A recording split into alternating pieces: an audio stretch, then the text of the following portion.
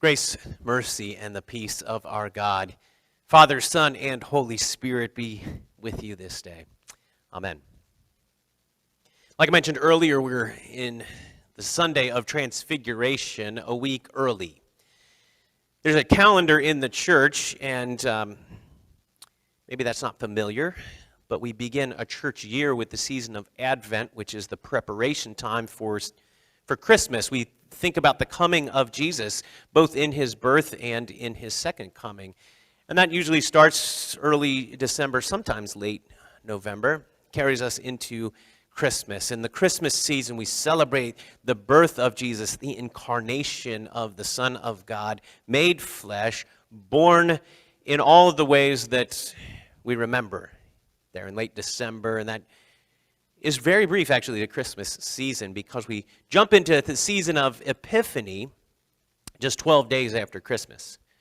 That's where the 12 days of Christmas, the whole concept comes from, because January 6th is Epiphany Day, and so right around there we remember Epiphany, and with that, the arrival of the Magi, who were much later than 12 days after Jesus was born, but that's just how it works in the church calendar. So we began this season and this series in early January, talking about the Magi and how they followed the star and how that light was revelatory, revealing to them who Jesus was, and how they knew his identity is a mystery to us, but they identified him as the one born to be the king. And so we saw Jesus revealed in that way. Our series has been titled Revealing Jesus. And so we saw how in the Magi, Jesus was revealed, and to them that happened. And then young Jesus at just 12 years old, there in the temple in Jerusalem, and how somehow he answered questions and asked questions and had these conversations that revealed things about him, maybe not to the people who were right there, but it's remembered. It's a story and a moment that is remembered about Jesus because people can learn from that even at that young age. And then through the course of his early ministry, how he turned water into wine, how he healed and saved and worked miracles in the lives of people who were around him, and how through the teaching that he made with authority and wisdom, and how he taught people, God's word in a new way, in a different way from what they were used to. And through all of this, it was revealing of Jesus, revealing of his identity, revealing of his authority and his power and his glory. The whole endeavor is to see Jesus revealed. And today, as we talk about transfiguration, Jesus' identity is revealed. But here's a question. Did the disciples almost sleep through it? Did they almost miss it? Jesus took them up on the mountain. This is the origin of the mountaintop experience, as a just cliche words, right? Have you had a mountaintop experience?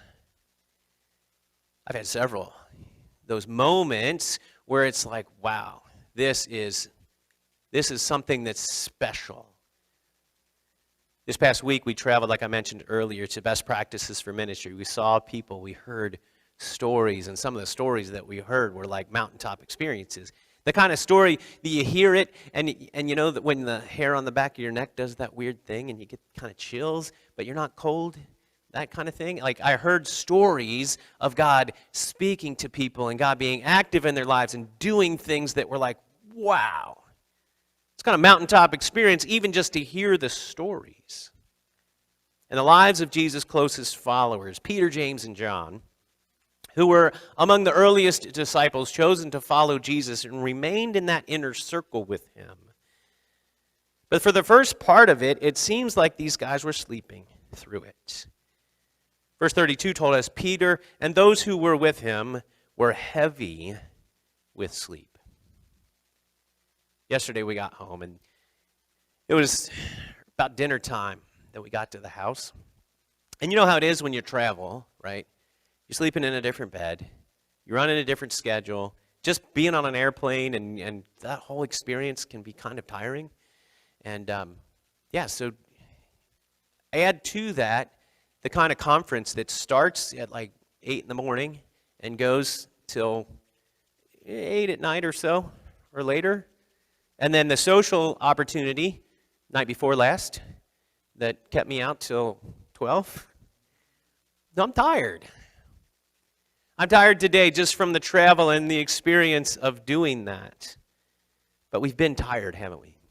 Have you been tired for 2 years? Have you just felt weary for most of the last 2 years?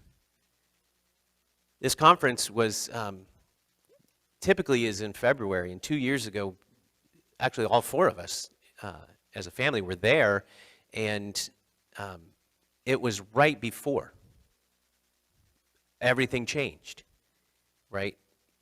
It was coming, and we kind of knew it. And so I remember being there and talking about what's going to happen and how are we going to deal with, and what's your plan, and talking with colleagues from across the country, like how things going, where you are. And there were people from Washington State, and it was already there. And we knew that there were things that were in, like the news was getting out. Like this is a big deal, right? And it was 725 days from the time the conference ended the last time until the start of the conference this time.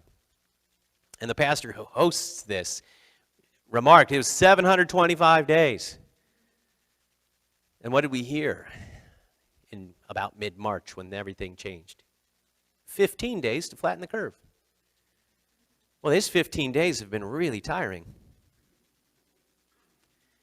And there's been a lot to it, right? I mean, we heard this word at the conference, decision fatigue. Have you had decision fatigue? Where you have to decide what you're going to do, where you're going to go, what's safe, what's not safe, what are you going to wear? Are you going to go to the restaurant? Are you going to be in the grocery store? Are you going to, go attend that event, that very special event that, comes along maybe once in a lifetime or whatever? Are you going to go to the wedding or the graduation, and is it even going to happen? And a trip that we had scheduled for the summer of 2020 is still coming up this summer, hopefully. But we keep talking in our house like, is it really going to happen? We hope so. Have you been tired of all the things that we've had to deal with? All the, I forgot my mask. What am I going to do? All the, did you test? Are you, is it safe? Are you tired of seeing somebody and then talking to them? And I did that. The last few days, I saw people that I know and I remember, and we had conversations. Are you tired? And when we're tired, we don't have to just be physically tired to miss things. I mean, when we're physically tired, we're going to miss stuff, right? Sometime in the last couple of weeks, I was sitting on the couch, and there was something coming up, the Olympic coverage, and I thought, I think I want to watch that. And when I woke up on the couch, it was over with. So then I had to watch the highlight video or whatever that I could pull up easily. And I could have probably done 2 hours earlier because of all the way the broadcast works when the Olympics are taking place on the other side of the world. When we're physically tired, that happens and we miss things. But when we're emotionally tired, when we're mentally worn out, when we're just feeling just burned out, worn down, we can miss things. And I know over the last 2 years I've missed things. I've missed opportunities. I've missed seeing some things that God's doing in my life or the lives of other people because I've been worn out. I've been tired. I've not been looking. I've not been paying attention.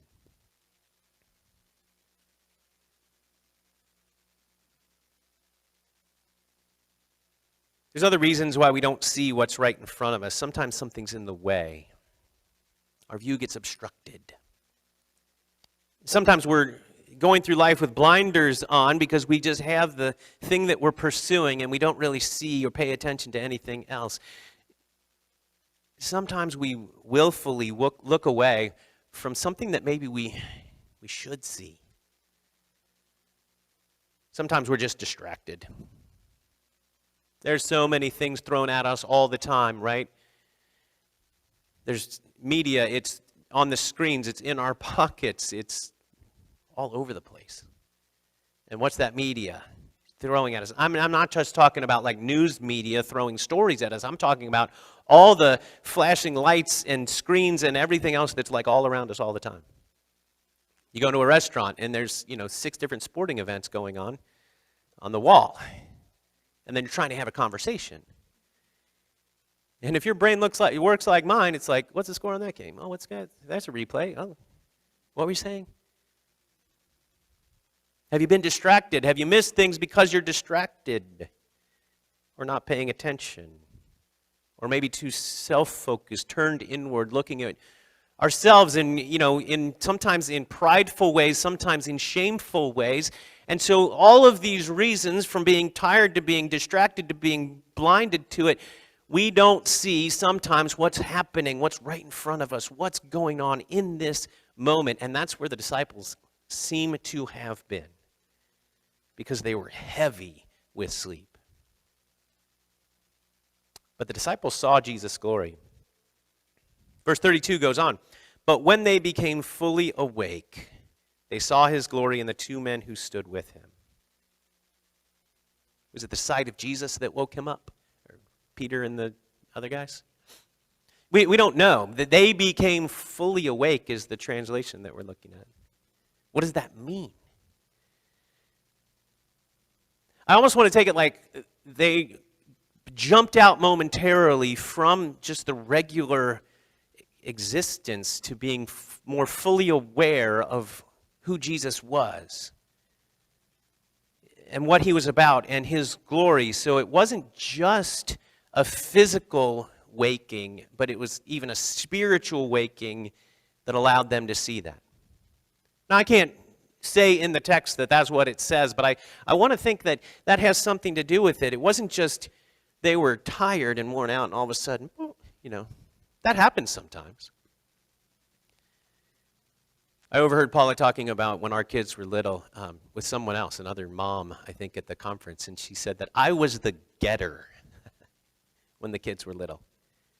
What that meant was if one of the children woke up when they were, sleeping in the crib or whatever and started to fuss and started to make noise, it was always my responsibility to go get the baby. Sometimes I could take care of whatever the need was, and then, whichever one of the 3 of them it was, would maybe go back to sleep. Sometimes, when it was hungry time, I'm not equipped for that. And so Mom would take care of that one. But I was the getter, and so I became attuned to all the sounds. And so the first little sound, my eyes would open. I would be like, no, I'm awake, right? And I would get up and I would go. And sometimes she would say, I didn't hear anything. I don't know why. I became attuned to that. Those sounds would wake me up. And maybe that happened for you. Now, if you put a sleeping or an infant in our house, I probably wouldn't wake up. I don't know how that would work. I think I've lost that skill, which is an okay thing. But sometimes we wake up and our minds start going. I've had that happen a couple times lately. It's like 3 a.m. and you wake up and I'm awake. Why am I awake? I should not be awake. Like my mind's not, I'm not dealing with stress. I'm not thinking of something over and over again. That happens too, right? You've done that, I almost guarantee. Like your mind just starts down this rabbit trail of thoughts and does not stop, and you can say, stop that. I don't want to think about that. Doesn't matter. And then you're awake, and then you're like, oh, I don't want to be awake. And then you're frustrated with yourself and anxious because you're awake and you don't want to be awake, and then that just makes you more frustrated and anxious. And so that happens too. And we're awake when we shouldn't be awake. But in this time, for those disciples, Peter and those who were with him, they became fully awake in some way that was at least physically, but if not more than that, fully awake and able to see Jesus. They got a sneak peek of his glory. His face was altered. His clothes became dazzling white. That's actually in the verses just before they became fully awake, but we assume that that was still visible for them. And then there's a couple of guys with them. Sometimes I get jealous of the disciples. You ever feel a little jealous? Right? I mean, John writes these words in John chapter 1. It's in the same verse with the Word became flesh and dwelt among us. And then he goes on, we have seen his glory. As of the only Son from the Father, full of grace and truth. We have seen his glory. This is John who's on the mountain with the transfiguration. We have seen his glory. He saw it. Same author. 1 John chapter 1.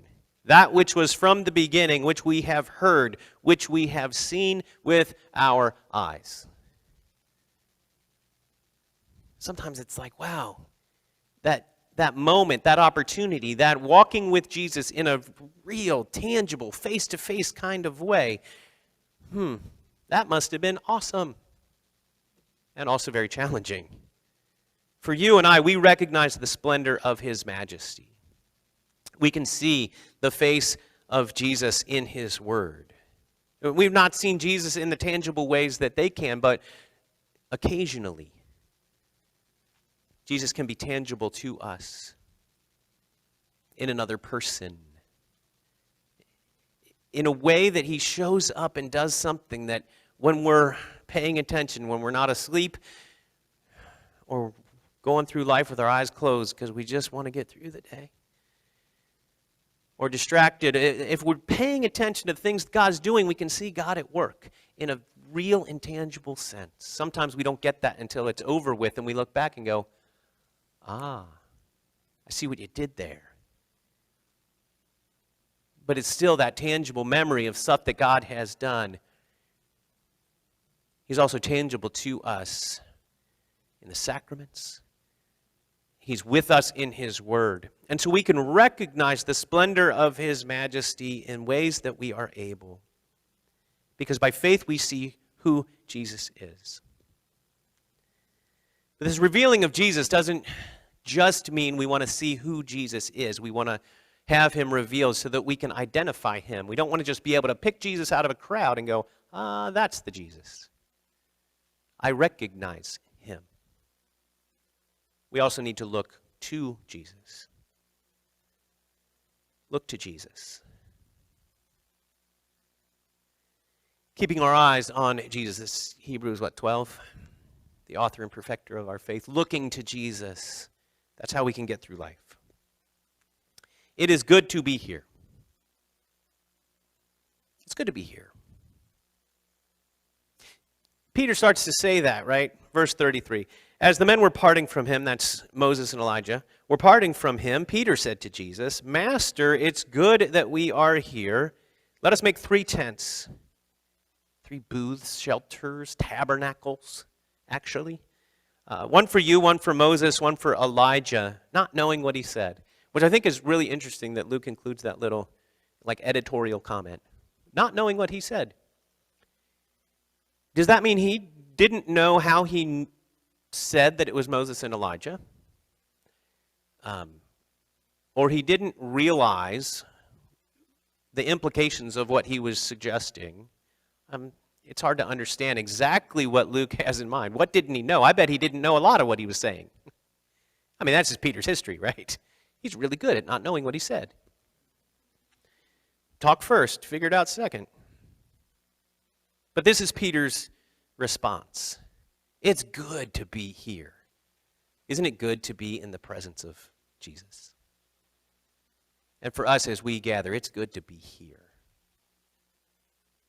It's good to come together and to recognize Jesus and see him in our lives and the lives of other people, to hear him in his word, to just sit at his feet and get those grace-filled times and build each other up in our faith and encourage each other when we can gather, whether that's here in the room or on the stream. It's good to be here.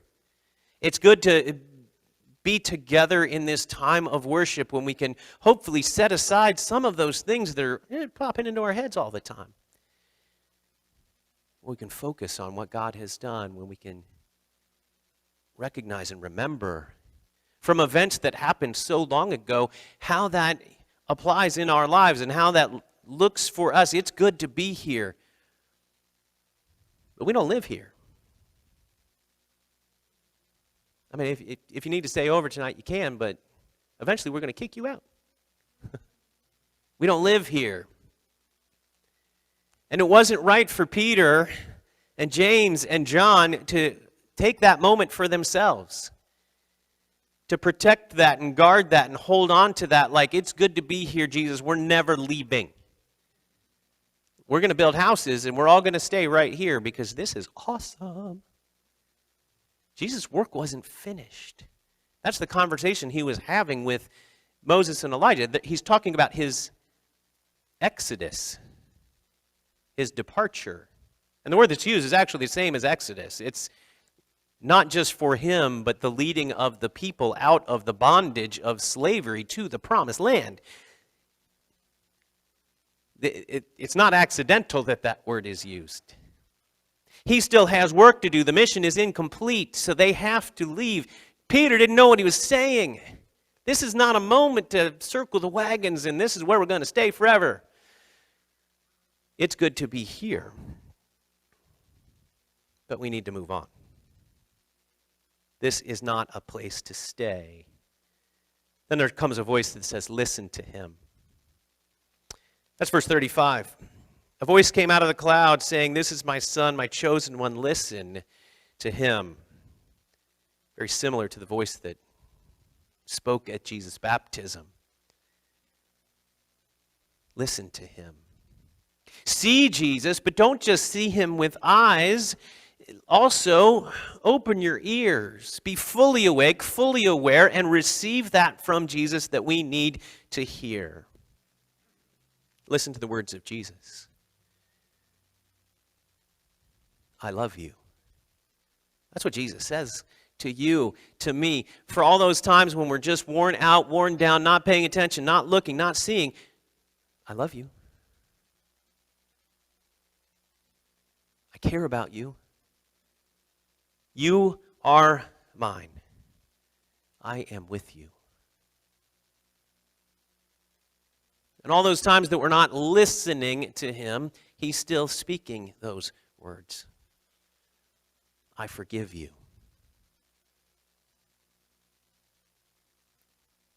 You can trust me. I'll never leave you. I won't forsake you. That's who Jesus is. That's the words we need to hear. Those words can go with us. We don't have to circle the wagons and put up the tents and live here forever because we go out those doors. Jesus doesn't stop talking to us. Jesus isn't just here. This is not the temple where the glory of Jesus is going to live here in the temple and we can come back and see it every now and then, but it stays here, and when we go, we don't take it with us. We do. I mean, the reason that building shelters on the mountain wasn't a good idea is because Jesus' work wasn't done. And the reason we're not going to stay here either is because our work isn't done. We're still on a mission to reveal Jesus. See, we'll see Jesus revealed, we'll look to Jesus, and now our mission is to reveal Jesus for others. The disciples kept silent. At the end of this section, it says this in verse 36. When the voice had spoken, Jesus was found alone, and they kept silent and told no one in those days anything of what they had seen. That's okay. You know why? It wasn't time yet. There's plenty of times when Jesus is like, don't tell anybody. Does that ever strike you funny? Like, wait, what? Don't tell anybody? Well, we can get good at that sometimes. Don't tell anybody. It's not time for him to be fully revealed. That's what was happening on the mountaintop in other versions of the Transfiguration story in the other Gospels. Actually, Jesus is like, all right, we're going to go down here. Don't yet tell anybody what you saw. Really? We just saw you, like fully glorified, and Moses and Elijah showed up. How are we not supposed to say anything about that? This is a mountaintop experience, Jesus, and that's not a cliche yet, but it's going to be. Don't say anything. Then they didn't. In those days, they didn't tell anyone. There was still work to be done. But those three were influential in the early church. The first martyr of the 12. One of them. The rock on which the church was built. Another one of them. And one who died in old age after writing a gospel and revelation and 3 epistles. These are influential men in the church. They didn't not say anything for the rest of their lives and keep this secret. Oh, they told. That's how Luke knows. And the other gospel writers, it's how they know, because that story got shared, and the story of Jesus started getting shared. Not just about what he did on that mountain, but what he did at another mountain. What he did on another hill called Golgotha. And what he did in another place where there was a tomb cut into the side of a rock face, most likely, where his body had been laid, where they expected to find it again, and where he wasn't found. He rose from the dead. Those stories have been told again and again, and Jesus has been revealed for 2,000 years so that you and I can know this is who he is, and we can look to him in our times of need. And he sends us on that same mission to reveal his identity and to share who he is, so we can tell others what we've seen. I would almost guarantee that you have shared a story in your life of something that you have seen. Wow, I saw this and it was amazing.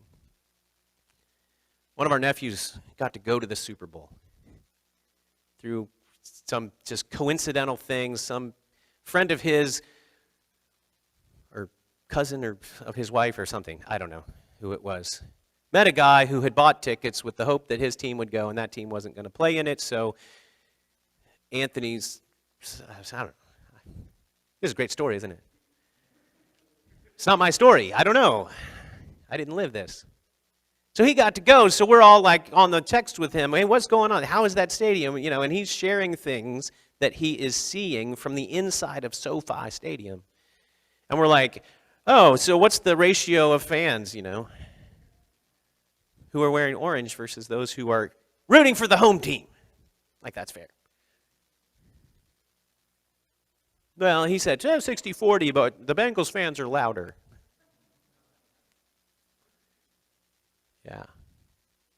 You want to know what people have seen in that firsthand experience. You and I have firsthand experience of Jesus. Not in the same way the disciples did. But he's come to us by the power of his Spirit to bring us his grace, to forgive us of our sin, and he sends us now into mission to share those things that we can share. 1 John 1, verse 3. Verse 1 is about that which we have seen, that which we have heard, that which we have even touched with our hands. He goes on in verse 3 to say, that which we have seen and heard, we proclaim. We share. We can boast in hope. That was from our reading from Hebrews 3. Christ is faithful over all God's house, and we are his house, if indeed we hold fast to our confidence and are boasting in our hope. Boast in hope. What has Jesus done? He died and rose again for us. His resurrection is a big deal.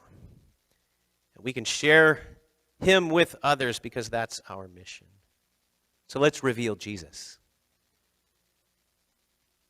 in our lives, through our habits, through our generosity, through our trust, through our devotion toward him. Let's make him known. Starting next Sunday, we're going to be in the book Red Letter Challenge. And we'll start reading it actually 2 days later. That book is about learning from Jesus, from his words, and then putting those into practice in our lives. It's about revealing Jesus through the things that he teaches us to do.